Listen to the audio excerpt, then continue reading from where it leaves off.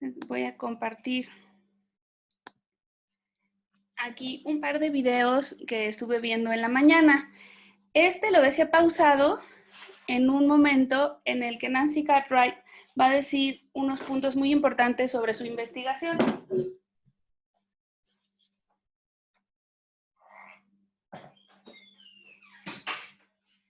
Está en inglés, pero inmediatamente después de que termine el video yo voy a traducir. Entonces vamos a ver qué nos dice. Research focuses on three questions. How do we go about building these models? What kinds of evidence can give us confidence that the models are good enough? And just what inferences can be licensed from them? Getting this right really matters, I believe. Otherwise, we are going to be making bad mistakes about child welfare or wasting money on financial education for teenage girls in Uganda or increasing cycling deaths in London and doing nothing about pollution here. Thank you. Déjenme salir aquí. En ese video nos acaba de decir que la importancia de hacer análisis causales en un departamento de filosofía no es solamente entender las relaciones entre las causas y los efectos. A ella le interesan, por ejemplo, asuntos como la pobreza, como la educación. Dice, pero no solamente los tenemos que entender, sino que después tenemos que traducir a cómo esa información nos resulta útil para generar políticas públicas. De otra manera, nos dice en ese video, vamos a destinar los recursos de una manera incorrecta para ayudar a adolescentes en Uganda o para evitar la contaminación en Londres. En fin, creo que mencionaba 3 temas, ahorita recuerdo esos 2. Pero lo que vemos en esos brevísimos segundos del video es que esta filósofa de la ciencia tiene interés en que haya una aplicación práctica de sus investigaciones y que tenga un impacto en políticas públicas. Entonces, bueno, por eso les quería poner ese video en vez de una foto, que muchas veces les traigo fotos de nuestros autores, pues el día de hoy les traje ese pequeño video y luego pues también les voy a poner un fragmentito de este otro en donde se ve más alegre, porque en el otro video estaba en la London School of Economics, y bueno, allí todo es muy serio y demás, pero aquí se ve que ya está en California y la vamos a escuchar hablar un momentito acerca de cuándo podemos confiar en la ciencia y cuándo debemos criticarla. Sobre eso es este video, no lo vamos a ver completo, pero les pongo un poquito a manera de fotografía para que la conozcan.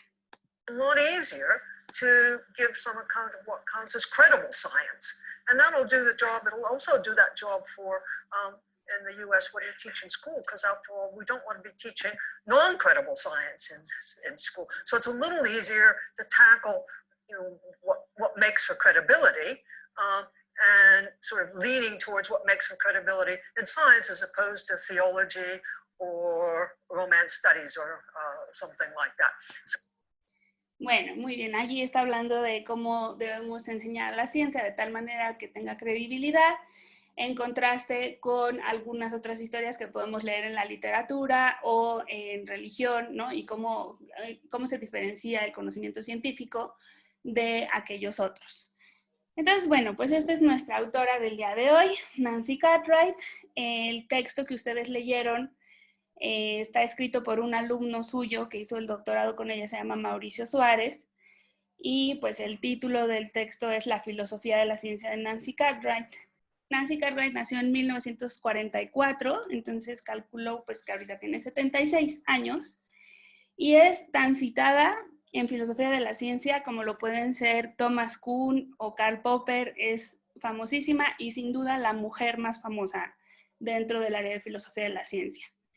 Estudió la licenciatura en matemáticas en la Universidad de Pittsburgh, después estudió el doctorado en filosofía en la Universidad de Chicago y su tesis fue sobre el concepto de estados superpuestos en mecánica cuántica, o sea que fue al principio filósofa de la física igual que yo, pero después de varios años en filosofía de la física fue como cambiando sus intereses hacia la filosofía de la economía y pues no nos extraña por esto que estamos comentando, de que una de las características de su trabajo es la preocupación porque haya un énfasis práctico y no solamente en las teorías abstractas.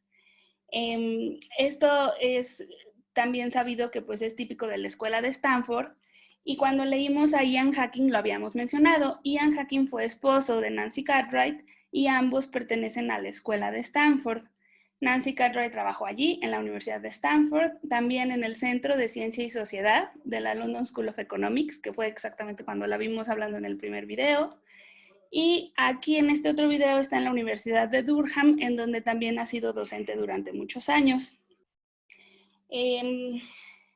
¿Qué más podemos decir? Bueno, su trabajo actualmente se enfoca en la cuestión de evidencia y el uso del conocimiento científico en políticas públicas informadas.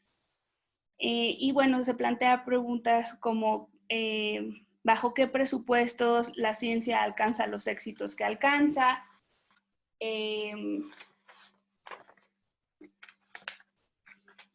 Y como comentaba, le interesa mucho mejorar los ambientes educativos y tener algún impacto en los problemas sociales. Bueno, sus libros, ahora voy a dejar de compartir esta foto y vamos a pasar al pizarrón. Dice Jaime que no tiene sonido. Jaime, ¿ya nos escuchas?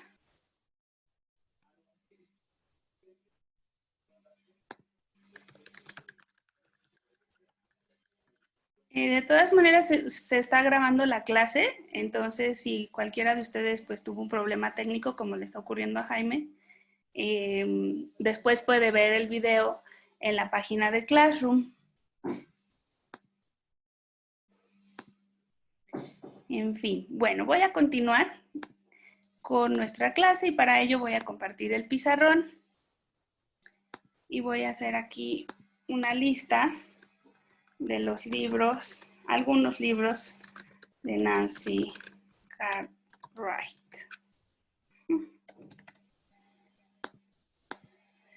Entonces, en 1983 escribió este libro polémico. Obviamente tendría que ir con cursivas, pero no tengo esos caracteres en Zoom, que se titula ¿Cómo nos mienten las leyes de la física? How the laws of physics lie. Y claro que pues el título es muy provocador porque sobre todo la física y las matemáticas tienen la fama de ser las ciencias ejemplares, ¿no?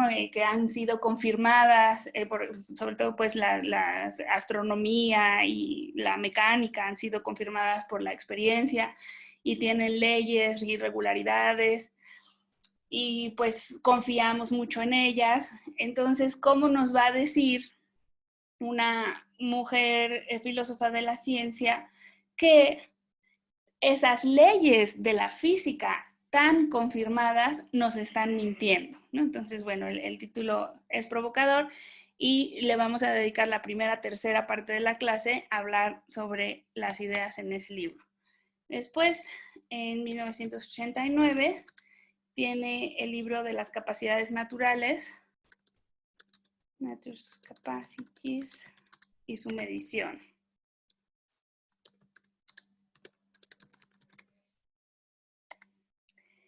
En 1999, bueno, a eso le vamos a dedicar un ratito después de terminar con cómo mienten las leyes de la física. Y después está el libro de Doublet World, que han traducido al español como un mundo de parcelas o parcelado o por dominios. El chiste es que está dividido en diferentes áreas y cada una de esas áreas tiene una ontología propia, un poco como ya habíamos visto en el texto de Lombardi y la barca. Esta es la idea que se va a defender en The Doublet World. Y pues estos son los 3 libros que reseña Mauricio Suárez en el texto que ustedes tenían disponibles ahí en la página de nuestro curso. Y Posteriormente escribió otros libros, también se menciona Hunting Causas y Usándolas. Este libro es el que ella misma describe en el video que vimos al principio. ¿Qué quiere decir con cazar causas y usarlas? Pues justo entender cómo están relacionadas las causas y los efectos de algún fenómeno que nos interesa y después cómo aplicar ese conocimiento para generar políticas públicas.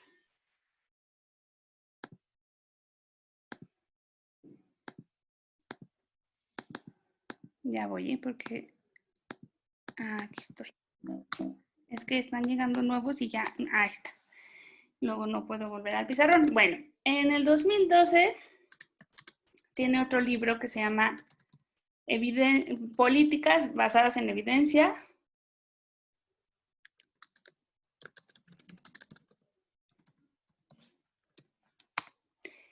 Y en el 2014 tiene otro libro que se llama Filosofía de las Ciencias Sociales.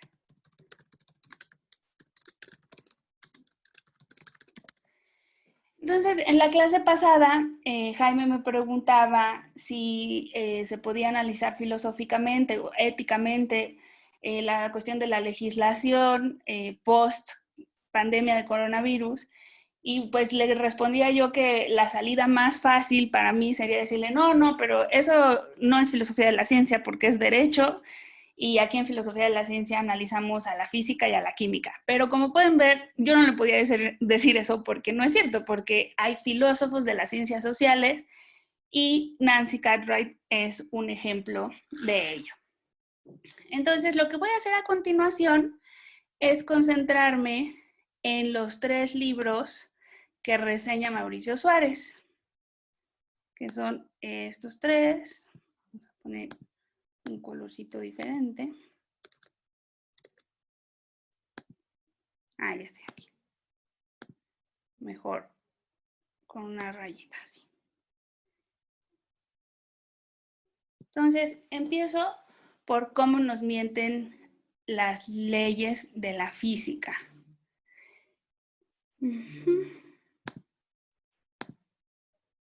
Y voy a escribir para ello aquí una frase bastante compleja que Mauricio Suárez usa para describir el contenido de este libro, y con que entendamos esa frase, yo creo que vamos a tener una muy buena idea del contenido de este libro. Cómo nos mienten, o cómo mienten, para ser más exactos, cómo mienten las leyes de la física.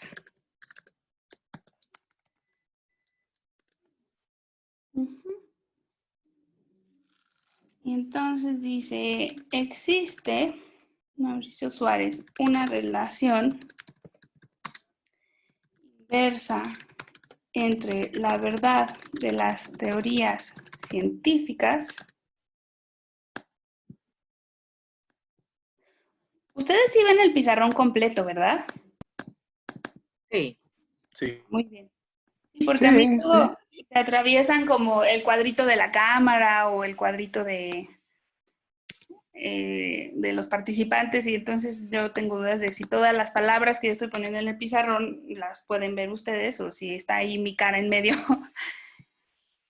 estorbando. Bueno, continúo. Existe una relación inversa entre la verdad de las teorías científicas y su poder explicativo, donde por poder explicativo entenderemos, voy a quitar esas comillas para que no sean comillas adentro de las comillas, pero estamos hablando todo el tiempo del texto de Mauricio Suárez, donde por poder explicativo entenderemos el dominio de subsunción.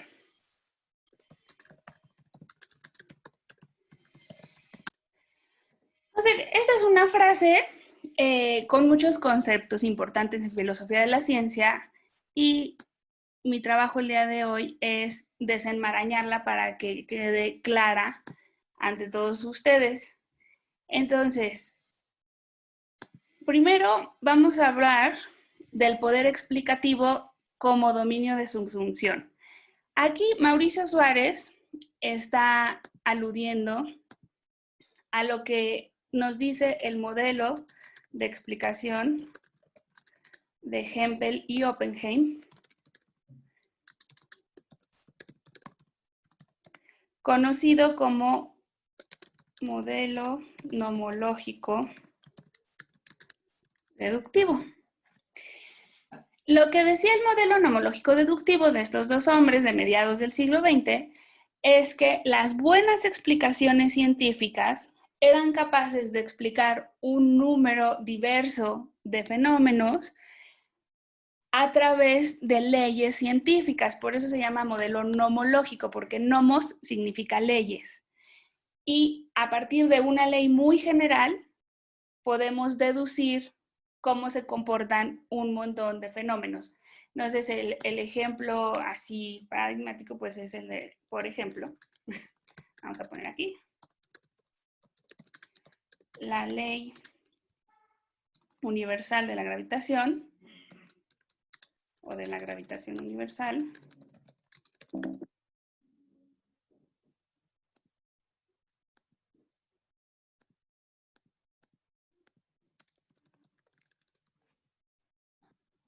Es una simple fórmula, una ley universal, de la cual podemos servirnos para explicar diversos fenómenos como las mareas, la caída libre, el movimiento planetario, etc. ¿no?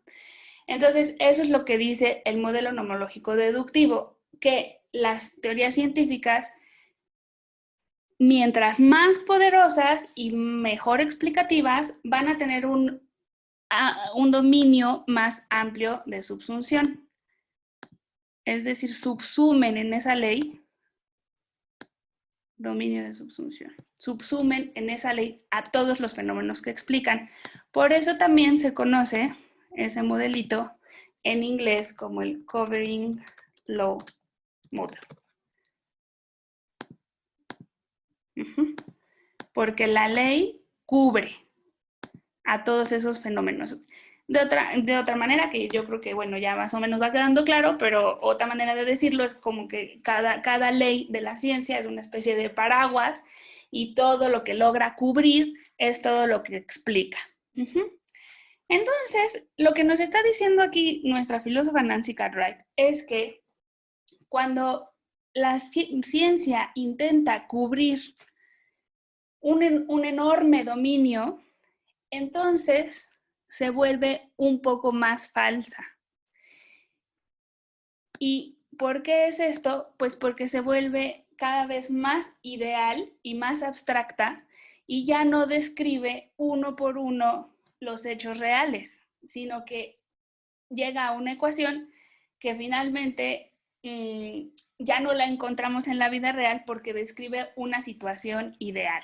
¿Sí? Entonces lo voy a poner aquí más abajo.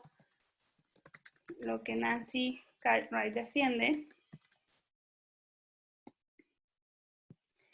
es que las teorías que logran cubrir o explicar más fenómenos son las más abstractas, ideales y por tanto se alejan de lo que ocurre en la realidad. Cuando tenemos las ecuaciones de caída libre que ya están subsumidas aquí en la ley universal de la gravitación, muchas veces se asume que toda la masa del objeto está concentrada en su centro, que no hay fricción del aire, que se cumplen todo lo que Nancy Cartwright llama las ceteris paribus. O sea, en condiciones perfectas, teóricas, que solamente existen en las cabezas de los físicos, la ley funciona de maravilla. Y claro, cuando ya queremos aplicarla al mundo real, pues ¿qué tenemos que hacer? Meterle cuchara, o sea, tenemos como que adaptar y ponerle condiciones para que, aumentando la fricción y todo lo que ocurre en la vida real, los cálculos sean adecuados. Pero la ley en sí, la formulita en sí, pues ya no vamos a decir que corresponde con la realidad. Entonces aquí tenemos ay, no. No, quiero que eso sea negro o rojo o del color que era. Aquí ahora quiero de otro color subrayar la palabra verdad.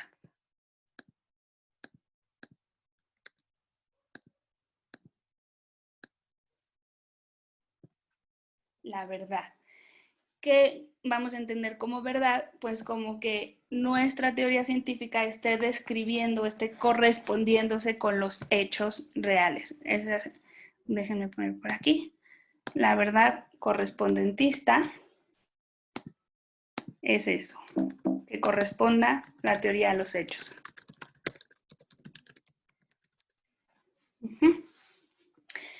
Entonces ahora, después de haberles explicado todas estas cosas, voy a volver a leer la frase y ya me comentan si queda clara y pasamos a un ejemplo de cómo se aplica esto en economía.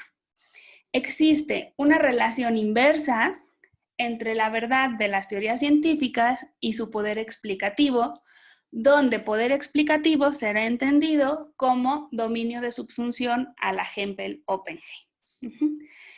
Una relación inversa, es decir, a más verdad, menos subsunción de dominio.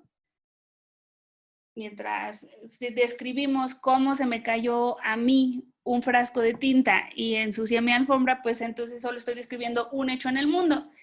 Y pues no parece ser muy relevante para la ciencia, aunque lo describa yo con toda fidelidad. Pero cuando empiezo a querer agrupar más y más y más fenómenos, entonces pierdo ese detalle de la correspondencia con la realidad. Antes de que pase al ejemplo en economía, ¿hay alguna duda sobre este pizarrón? No. Doctora, para precisar, ¿es posible? Sí, adelante. Qué bueno que ya nos escucha, Jaime. Ya, gracias, doctora. Yo estuve viendo esta primera parte y aquí ¿Sí? lo que a mí me llamó la atención, quizás lo que yo entendí, es que entre más se aplica esa norma o esa ley, menos conocemos la realidad. O sea, es inverso. Esa norma o esa ley, esa búsqueda de la verdad, entre más amplia es, entre más fenómenos trata de captar, cuando se aplica a un hecho o a un fenómeno concreto, menos llegamos a la verdad. Sí. Quizás sea yo la forma en que lo veo. Incluso dice el texto, el poder explicativo de una descripción viene dada por su dominio de subsunción teórica. Sí. Y ahí es donde está lo que usted menciona. Así es, Jaime. Mire, estoy de acuerdo con usted en que mientras más abstraemos, más nos alejamos de la verdad. Pero hay una delicadeza en cómo lo dijo usted con la que no estaría de acuerdo. Dice, mientras más fenómenos cubre nuestra ley, menos vamos a conocer. Y eso sí que no lo diría Nancy Cartwright. O sea, sí conocemos más a partir de la ley universal de la gravitación, solamente que esa ley ya no describe a los fenómenos de una manera literal, ya no describe la realidad tal cual, pero no conocemos menos, conocemos más. Conocemos más, nada más que el conocimiento, y esto es en donde está el quid de la propuesta de Nancy Cartwright, el conocimiento científico no va a tener que ser verdadero para ser creíble, o sea, para tener credibilidad. Esto es muy fuerte en epistemología, porque como ustedes saben, pues desde Platón se está hablando de si el conocimiento es verdadero, después ya leyeron también a Descartes y su método que dice cuál será el método para llegar a la verdad. Entonces todos tenemos esta noción de que mientras más conocemos, más verdades sabemos. o que el conocimiento justificado y verdadero pues es el que vamos a avalar. Entonces lo que es un golpe, así un knockout de la propuesta de Nancy Cartwright, es que nos está diciendo el conocimiento científico es confiable, es creíble, pero no es verdadero, es falso. Entonces, voy a pasar al ejemplo de economía. De todas maneras, al final podemos seguir conversando, pero qué bueno que pude hacer esta aclaración, porque sí conocemos más, nada más que ese conocimiento no es literalmente verdadero. Entonces, Gracias, doctora. Sí, gracias, Jaime, usted. El ejemplo en economía, respecto a este primer libro que estamos viendo, de cómo nos leyen, de cómo nos mienten las teorías, estaría dado por una teoría que se llama la teoría de la elección racional. ¿Alguno de ustedes es economista? Yo soy de economía y de ciencia política. Ay, qué bueno, Carlos. Fíjate que siempre pregunto porque yo no soy economista, yo soy física y respeto mucho a todas las profesiones. Entonces voy a hacer mi breve presentación de lo que es la teoría de elección racional, pero si tienen alguna corrección o alguna cosa que agregar, pues es bienvenido a los que saben de este tema. Lo que pueden saber más detalles que yo, ¿no? Según lo que yo investigué de la teoría de elección racional, en esta teoría de la economía, se nos dice que debemos buscar un principio de maximización o de la utilidad y un principio de transparencia o máxima información. Oigan, hoy estoy más disléxica que nunca, ¿eh? Información. Y según esta teoría, para garantizar que se dé una elección racional, o sea, que un agente como nosotros pueda tomar una decisión o que un político pueda tener tomar una decisión, debe contar con los siguientes elementos para garantizar una elección bien hecha, y me da mucho gusto que ya hayamos leído todos juntos algunas propuestas de qué significa la racionalidad, ¿no? ¿Qué es ser racional? ¿Es seguir la lógica o es seguir nuestras emociones? Bueno, pues según estos economistas, para garantizar una elección racional, debemos contar con los siguientes elementos. Utilizar al máximo el espacio para que me quepan todos. Primero, necesitamos conocer cuáles son los cursos de acción factibles. Por ejemplo, si estamos jugando ajedrez, pues debemos conocer cómo se mueven todas las piezas y eso nos permite conocer las reglas, las restricciones, tanto lógicas como físicas y económicas.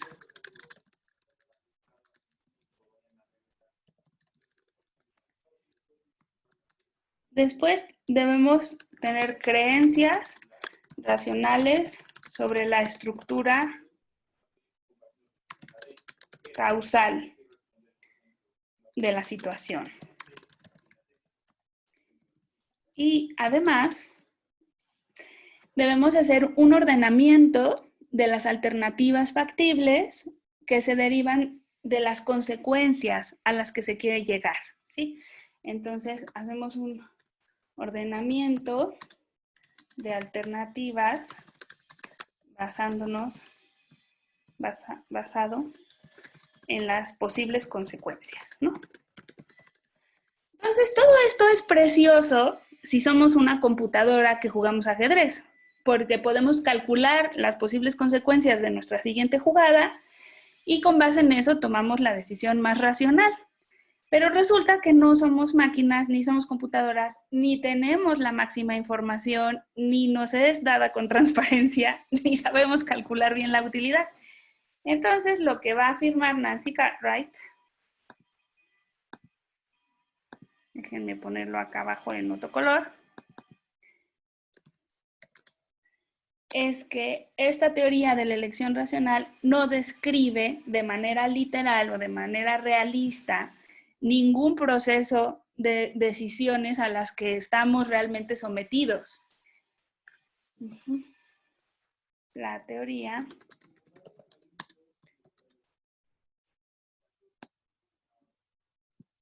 describe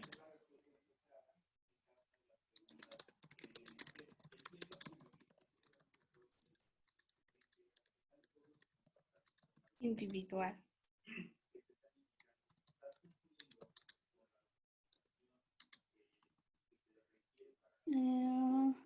Ningún proceso de decisión individual como a los que estamos sometidos realmente, ¿no? Entonces, voy a volver un momentito para ver sus caras y ver si están de acuerdo conmigo o no.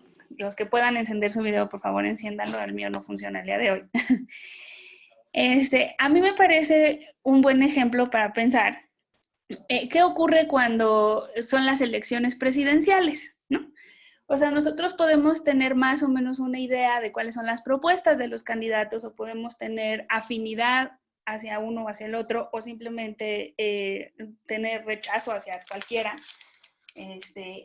Pero desde luego no tenemos la capacidad para calcular las consecuencias de nuestro voto, ¿no? O las consecuencias que va a traer durante los siguientes 6 años que gobierne una persona u otra.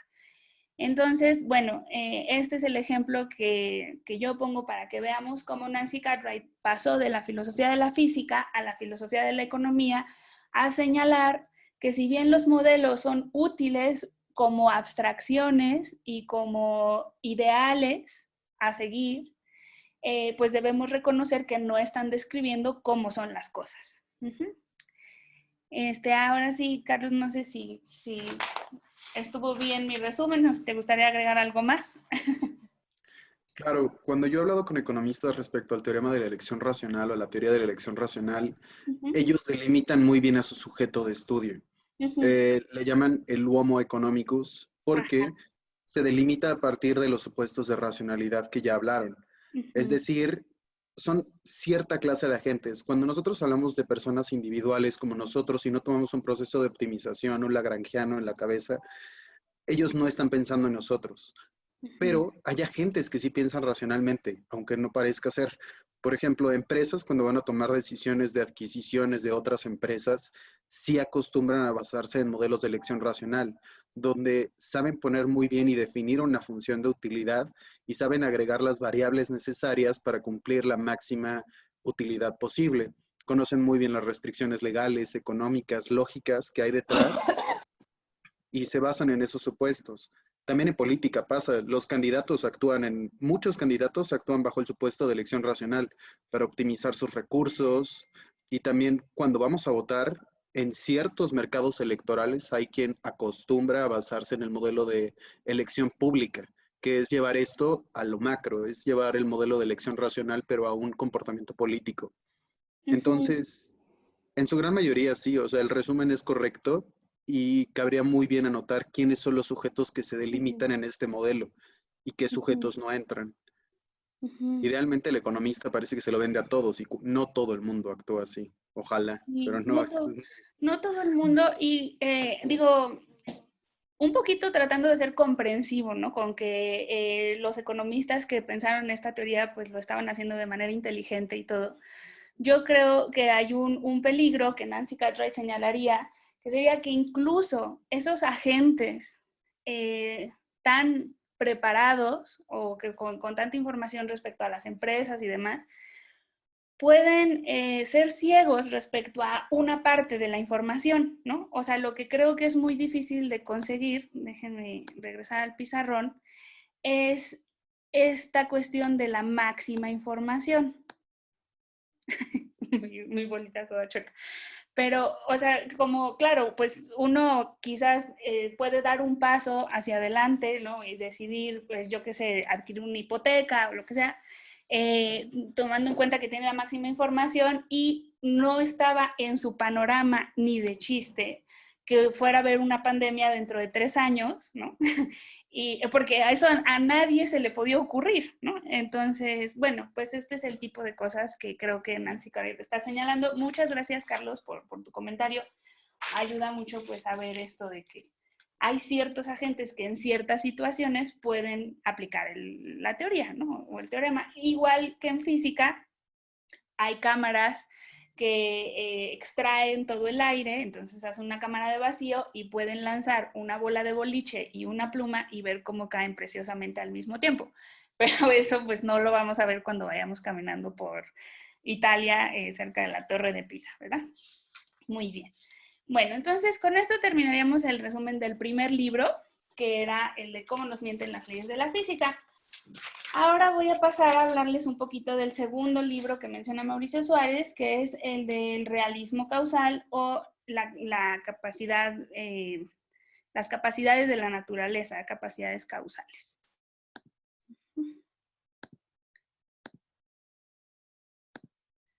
Muy bien, déjenme borrar aquí el pizarrón. Y pasamos a el realismo causal de Nancy Cartwright.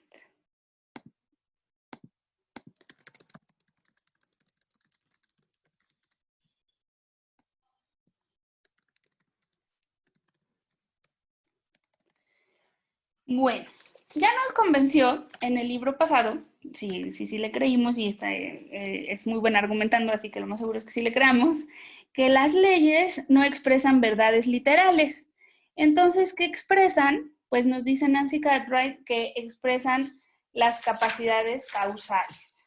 Entonces vamos a tratar de elucidar qué quiere decir la autora con esto. Si las teorías no expresan verdades del mundo, expresan. Bueno, ella propone que, bueno, déjenme como ponerles el ejemplo y vemos la propuesta.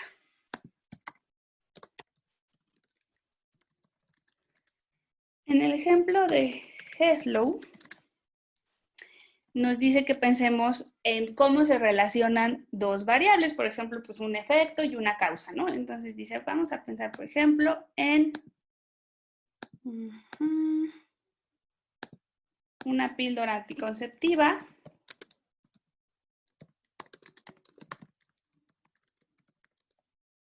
por un lado y la trombosis por el otro. Resulta que la píldora anticonceptiva, en tanto que evita que haya un embarazo, disminuye la probabilidad de que tengamos trombosis, ¿no? Entonces aquí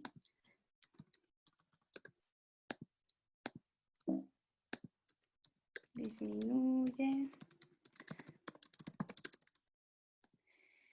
Pero resulta que las sustancias químicas que contiene la píldora anticonceptiva en realidad pues fomentan que se dé la trombosis cerebral, ¿no? Entonces al mismo tiempo disminuye la probabilidad y aumenta la probabilidad.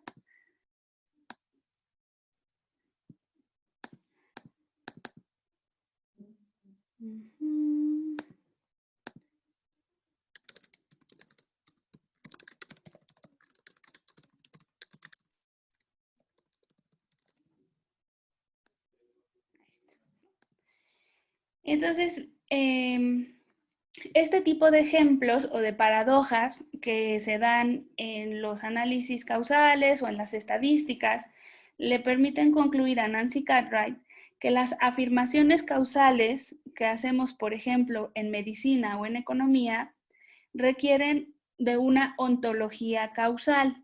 Es decir, que entendamos cómo está conformado el mundo y sus relaciones causales, o sea, como las relaciones causales entre los objetos van a tener un peso en que tengan sentido todas las teorías. Entonces, permítanme poner aquí la cita textual de Nancy Cartwright, las afirmaciones causales que hacemos en medicina y en economía, entre otras ciencias, basadas en estadísticas, requieren de una ontología causal para poderse entender a cabalidad.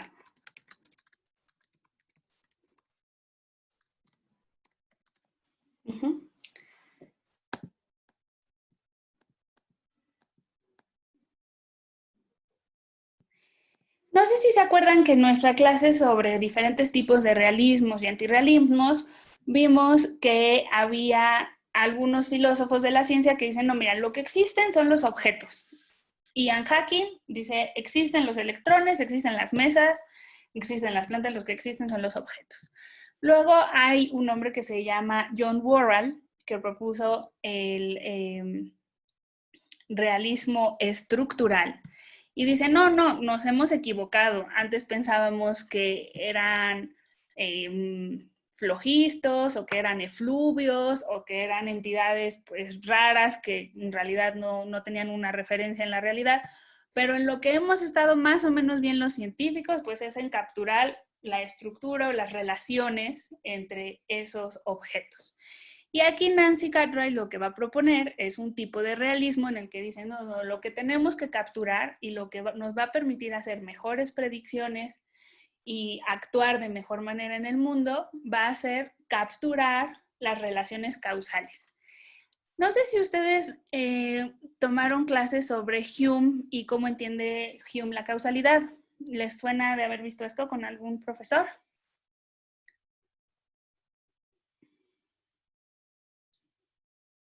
¿No? Yo no he trabajado Hume en la facultad, doctora. Ay, Dios mío, por favor, léanlo por su cuenta. Miren. Sí, yo también. Me comentaban alguna vez algunas alumnas que hubieran querido ver más a Kant, pero que, bueno, en fin, o sea, Bergson, hay tantos autores, Hume, ¿no? Que quizás pues ven en una clase o en dos, pero que no pueden ver a la profundidad que a ustedes les gustaría. Entonces, les voy a contar una anécdota. Y perdón, hoy estoy un poquito dispersa, pero creo que todas las cosas que voy a decir van a ser importantes para su formación. Cuando yo estudiaba la licenciatura en física, me enojaba mucho con un profesor ayudante muy joven que faltaba mucho y no daba la clase. Y luego lo veíamos con su novia en la cafetería o en la parada del autobús. Entonces, pues nos dejaba tarea para entregar el lunes. Y a mí me daba mucho coraje porque el domingo estaba absolutamente arruinado por culpa de ese profesor, que estábamos todos tratando de sacar los ejercicios a flote. Y el lunes que llegabas todo mono bañado con tu tarea, pues el personaje ni se presentaba a recogerla, ¿no? Y entonces un día fui a la parada de autobús y le dije que me parecía muy poco ético lo que estaba haciendo y que si él estaba cobrando por dar unas clases, pues me parecía que lo mínimo que podía hacer era presentarse a recoger las tareas.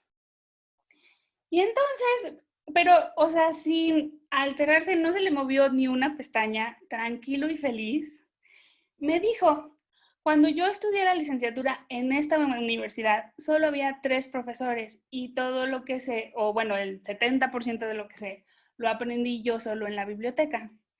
Te sugiero que cuando estés muy enojada porque yo no llegué, vayas a la biblioteca y aprendas más cosas. Y fue pues obviamente muy fuerte para los dos. Yo creo que yo tenía razón, pero sí me dejó pensando, ¿no? Porque hay una corresponsabilidad. Por supuesto que los profesores tenemos que ser responsables y dar nuestras clases y calificar las cosas que nos entregan los alumnos, y eso, como ustedes habrán constatado, lo tengo muy claro. Tengo un deber ser kantiano en la sangre. Pero me gustó cómo me demostró que él, en su calidad de alumno, había hecho una licenciatura solito, muy solito, 70% solito. Pues como con esta motivación que tenía hacia la física, pues dándose de topes con los libros, ¿no? Entonces yo espero que toda esa curiosidad que ustedes tienen por la filosofía y que los llevó a entrar a una licenciatura de filosofía, pues les mueva para leer a Hume y a Bergson y a Kant, todo lo que se pueda por su cuenta también, ¿no? Por todas aquellas fallas que no podemos cubrir en el sistema educativo público. Bueno, ya, cierro el paréntesis cultural y paso de nuevo al pizarrón para poner otro ejemplito sobre relaciones causales y poder dedicar los últimos minutos al tercer libro de Nancy Cartwright. Entonces voy a... Ese pizarrón, doctora, ¿Sí? perdón, ¿podías subir un poquito la última afirmación? Porque Sí, yo la claro pierdo que un sí. poco. Sí, fíjate que todas estas cositas se van a mover de una en una, pero la de hasta abajo sí se sube. Déjame ver.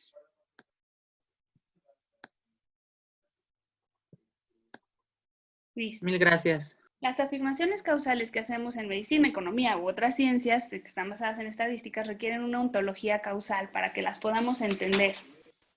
Le gustan mucho las paradojas de las estadísticas a Nancy Cartwright. Hay otra paradoja que se llama la paradoja de Simpson. En este momento no voy a tener tiempo de desarrollarla, pero tiene que ver con cómo obtenemos un resultado. Por ejemplo, cuando estamos poniendo a prueba una medicina, obtenemos un resultado si dividimos a la población en hombres y mujeres, y obtenemos el resultado opuesto si los dividimos en menores de 20 años, mayores de 20 años, ¿no? Entonces, es muy interesante también como la epistemología de la estadística y cómo podemos entender realmente las relaciones causales entre la medicina y el cuerpo, mucho dependiendo de cómo diseñemos nosotros nuestro estudio, ¿sale? Bueno, entonces todas estas son las cosas que analiza Nancy Cartwright, y ahora paso a otro ejemplito de causalidad, que además me parece bastante relevante para la situación actual, y vamos a tener, por ejemplo, aquí que una crisis económica puede causar inflación y puede causar desempleo.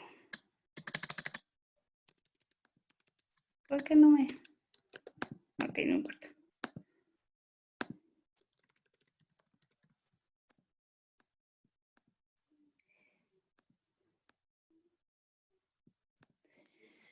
Bueno, esta estructura se cumple en muchas relaciones causales en las que podemos creer erróneamente que hay una relación causal entre dos variables que en realidad son efectos de una misma causa. Pensemos, por ejemplo, en una descarga eléctrica que genera un rayo y posteriormente un trueno. Entonces, podría pensar algún epistemólogo que siempre que se presenta el rayo se presenta también el trueno, y que por eso uno está causando al otro, pero en realidad ambos son efectos. Y un tercer ejemplo que tengo en mente es que la diabetes, como crisis, digamos, puede llevarnos a necesitar el uso de insulina, y algunos pacientes creen que el uso de esa insulina les causó ceguera.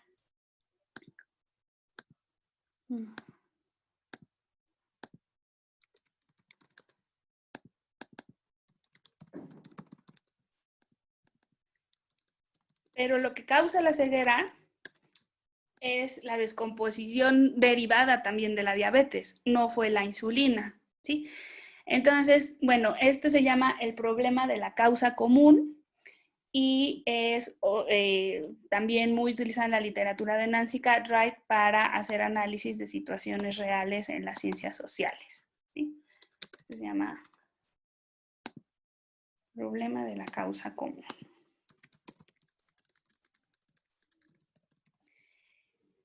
Y repitiendo un poco, pero con otras palabras, lo que teníamos en el pizarrón anterior, lo que ella nos quiere decir es que no vamos a poder tener la información causal genuina a menos que entendamos la ontología que subyace a todas estas variables y todas estas relaciones causales, ¿sí?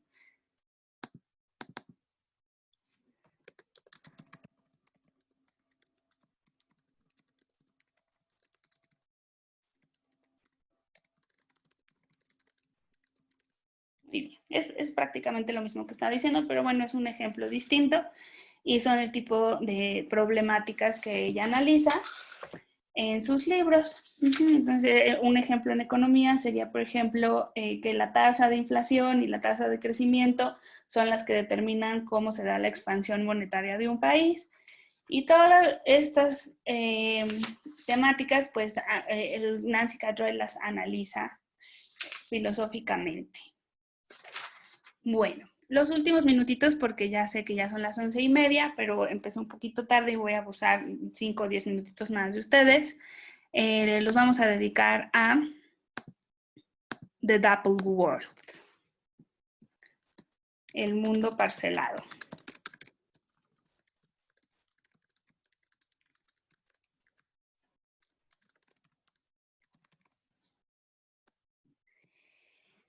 Aquí me sirve mucho que todos ustedes ya hayan leído el texto de Olimpia Lombardi y Labarca. Manuel Labarca, me parece, ya no me acuerdo el nombre de Pilar. A ver, espérenme, aquí tengo mi súper cuaderno de notas y ya me voy a quedar mal con ese dato. Ian Hacking y después Martín Labarca y Olimpia Lombardi nos contaron que los químicos creían que existían los orbitales de los átomos, pero los físicos pues decían que no existían, que eran nada más unas ecuaciones. Y luego pues lo mismo puede suceder con los cosmólogos y con los mecánicos cuánticos. Ay, muy bien. Y entonces lo que ocurre es que hay parcelas de áreas de conocimiento y cada una de estas áreas de conocimiento va a sostener que son ciertas leyes las que describen el comportamiento de la naturaleza. Entonces, por ejemplo, tenemos aquí unos que dicen así como, no, las leyes son deterministas. Y otros por aquí cuánticos que dicen, no, lo que describe realmente el comportamiento de la naturaleza es la incertidumbre. Y luego por acá tenemos que unas partículas viajan más rápido que la luz.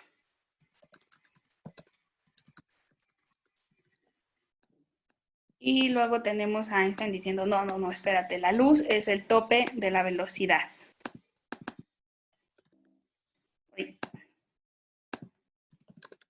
Máxima velocidad, la luz.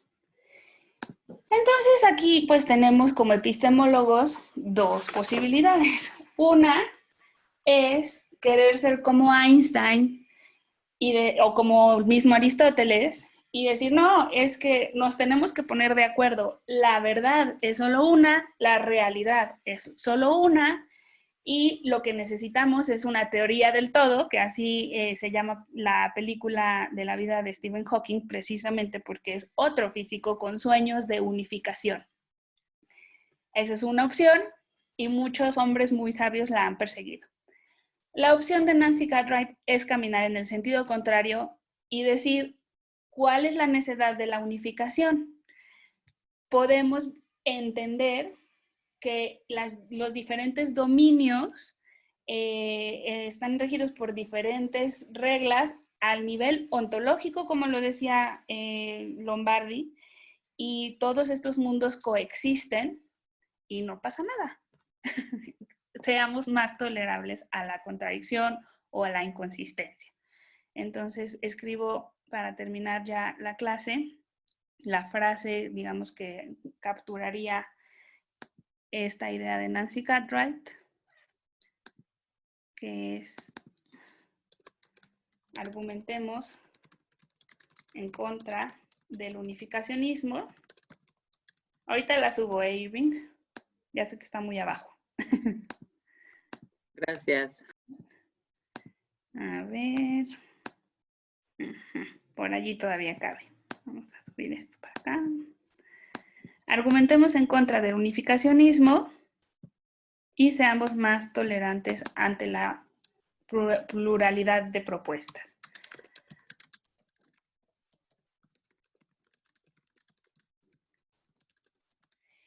Y esto pues nos sirve, por supuesto, para entender la realidad en Uganda, la realidad en las comunidades indígenas, en fin, está abierta a una diversidad de comprensiones de mundos distintos. Y en mi grupo de investigación, cuando hice el doctorado, pues eran 4 hombres españoles y yo, única latinoamericana. Y pues cuando veíamos este tema a mí me parecía muy fácil entender diferentes puntos de vista. Cualquier persona que haya tenido la oportunidad de estar en Chiapas verá que una misma persona puede tener 3 modelos distintos en la cabeza y convivir tranquilamente con ellos, ¿no? Respecto a cuáles son sus rituales religiosos, pero pues también van a la ciudad y creen que pues en algo les va a ayudar el médico de allí.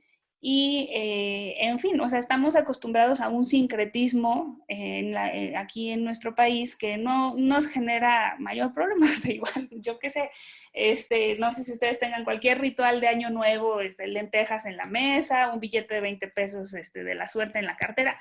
Todas esas cosas las podemos hacer, aunque seamos científicos, y luego acompañar a nuestra abuelita a misa y no nos pasa nada, ni se nos cae el brazo, ni nos angustiamos. O sea, creo que vivimos en una cultura que nos permite entender pues que no siempre somos agentes racionales, libres de contradicciones lógicas, ¿no? Pero bueno, los españoles pues decían que no, que había un mundo y que el mundo era solo uno. Y ya, el que se mostró un poquito más comprensivo fue uno que había viajado a Nicaragua y como que lo vi un poco más abierto a mi punto de vista. Pero bueno, pues hoy es un poco anecdótica la clase. Yo por el momento ya lo dejo y no sé si antes de que nos desconectemos, algunos de ustedes quisiera plantear alguna duda o ya sea logística o del tema del día de hoy. Doctora, ¿podría yo Permítame, comentar algo? Jaime, creo que alguien más levantó la mano. Adelante, usted habló adelante. hace ratito, vamos a darle la palabra a quien haya pedido la palabra. Yo, maestra. Díganos, María Elena. A propósito de lo último que ha dicho, y precisamente creo que lo rescatable de esta filósofa es esa perspectiva muy amplia que permite la incorporación de racionalidades, a lo mejor diferentes a la racionalidad lógica, etcétera, etcétera, porque los mismos estudiantes o profesionistas formados en las universidades, por ejemplo, mi caso, ¿no? Desde luego yo tengo un comportamiento racional cada día más medible, ¿no? Como decía Carlos, pero cuando llego a mi comunidad, pues para estar, entre comillas, estar perfectamente en mi comunidad, pues yo debo de participar en todos los ritos y de alguna manera hay cosas, yo lo resumo en, pongo el ejemplo, ¿no? Los ritos funerarios. Una persona de la ciudad o universitario o profesionista, si le afecta mucho la muerte de un ser querido, necesita de un psicólogo para asimilarlo. En una comunidad indígena nosotros tenemos muchos ritos que nos hacen vivir un proceso de asimilación y que resumo en los de la ciudad tienen psicólogos o psiquiatras y nosotros tenemos ritos. Pero al final el objetivo es el mismo, asimilar un acto o un evento que nos rebasa. Y lo interesante de esta filósofa, desde mi perspectiva, es precisamente que ella estuvo consciente de ese pasaje entre los datos físicos que tienen un mayor grado de persistencia o de constancia y las personas que son datos, entre comillas, sociales, que tienen comportamientos impredecibles y por lo tanto la incertidumbre es grande. Y eso es lo interesante desde mi punto de vista de esta filósofa. Sí, muchas gracias. Gracias, Marilena, por compartir eso con nosotros. Pues termino yo también contándoles justamente algo que aprendí la semana pasada. Bueno, no sé si hayan tenido oportunidad de ver un documental sobre Chernobyl. Me parece que está en HBO y bueno, a mí me pareció maravilloso. Tiene 5 capítulos, es tristísimo y es sobre la desgracia de Chernobyl. Pero una de las cosas que más me llamaba la atención era lo poco que lloraban los rusos durante pues este documental, o sea, aunque se está actuando, realmente está todo basado en hechos.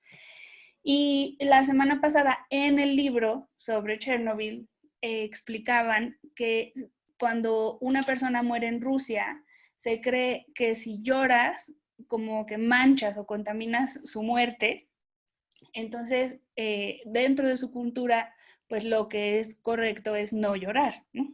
Y me gustó mucho leerlo en el libro porque yo ya estaba hecha así un mar de lágrimas y yo decía, pero ¿de dónde sacan la fuerza? Pues la sacan del amor que le tienen a la persona que murió. Entonces, pues así vamos entendiendo otras maneras de vivir el mundo y de entenderlo, y pues así como pasa con los muertos, pues así pasa con toda la naturaleza que nos rodea, y por eso yo creo que Nancy Cartwright tiene razón, y pues también hay muchos contraargumentos y es interesante conocerlos. Bueno, muchísimas gracias por conectarse a nuestra penúltima clase. Nos vemos la próxima semana para hablar de la divulgación filosófica. Verán que es un texto muy ligerito, muy fácil el que queda por delante. Y, y pues ya con eso cerraríamos nuestro curso. Bueno, y con el cuestionario final, ¿verdad? Que no es poca cosa, pero ya la última clase es la de la próxima semana. Que estén muy bien. Muchas gracias. Gracias, doctora. Cuídese. Buen Gracias. fin de semana. Igualmente, hasta luego. Bye. Buena tarde, maestra. Adiós.